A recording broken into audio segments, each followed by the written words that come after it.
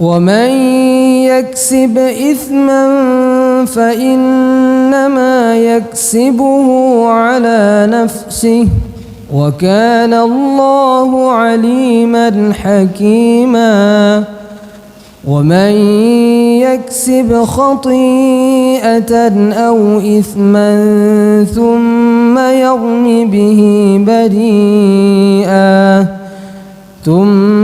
يرم به بريئا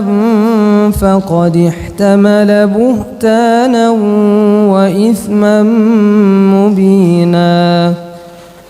ولولا فضل الله عليك ورحمته لهمت طائفة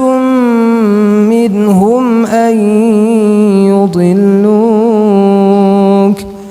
وما يضلون إلا أنفسهم وما يضرونك من شيء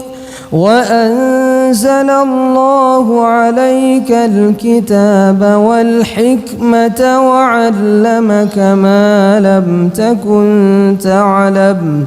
وكان فضل الله عليك عظيما.